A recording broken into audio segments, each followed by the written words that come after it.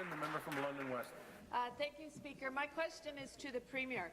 Today is Equal Pay Day, and women across Ontario are wearing red to signify how far into the next year a woman must work to earn what men earned the previous year. Speaker, in 15 years under this Liberal government, the 30% gender wage gap has barely budged. Today, the actions that are finally being taken to close the gap are more symbolic than real. Half measures, like a childcare plan that ignores the needs of women who require infant care. And at the same time, this government is engaged in a lengthy legal battle at the Human Rights Tribunal to oppose women like midwives who are fighting for equal pay. Will the Premier show some leadership, do the right thing, and settle these human rights cases? Be seated, please. Be seated, please.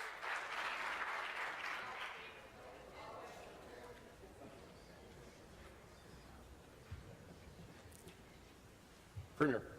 Thank you very much, Mr. Speaker. And I remarked earlier in question period that it's Equal Pay Day, and this is a really intractable issue that that governments have been dealing with for many years, Mr. Speaker. It was a Liberal government in 1987 that introduced pay equity legislation, Mr. Speaker, and we recognize that there is more that we have to do. And so it is not coincidental, Mr. Speaker, that the #1 recommendation of the group that we asked to give us advice on the gender wage gap, the #1 recommendation was to provide child care, affordable, high-quality child. The Leader of the Third Party is warned. The Minister of Indigenous Relations and Reconciliation is warned.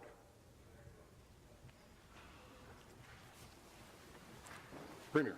Mr. Speaker, the bulge of children and families who are looking for childcare is at 2.5 years. That is exactly why the plan that we are introducing starts at 2.5 years to 4 years, Mr. Speaker. And you know that builds on the full-day kindergarten that is already in place in this province that is wonderful for kids, gives them a great start, but also saves families $6,000 a year per child. So, Mr. Speaker, we're taking a great step forward, and it is about those kids and it is about those families and those women who want to get back into the workforce.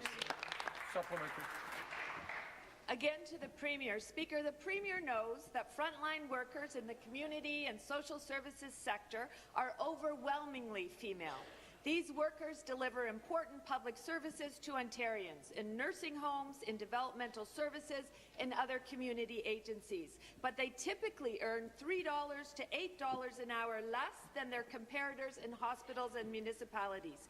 These workers have been waiting decades to achieve pay equity. It didn't happen when the Conservatives were in government, and it certainly hasn't happened under 15 years of Liberal government. Will the Premier show women the money? Will she agree to fund pay equity wages for the women who work in community and social services agencies? No, Mr. Speaker. Be seated, please. Be seated, please. Thank you. Premier.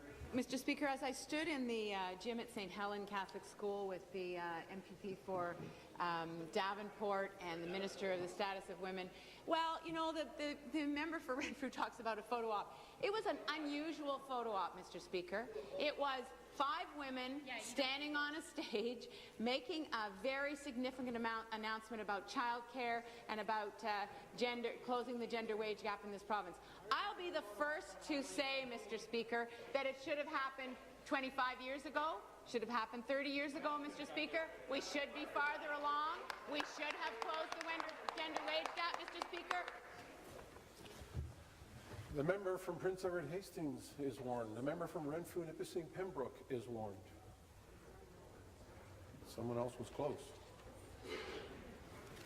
When I came into this office as Premier, Mr. Speaker, we immediately put increases into early childhood educators, developmental support workers, and personal support workers, Mr. Speaker, because they were at the bottom of the wages, and we knew that that was important. We made that increase, Mr. Speaker. We're introducing a pay grid as part of the childcare changes, Mr. Speaker. I know the best time to have done this would have been 50 years ago. The second best time is today, Mr. Speaker.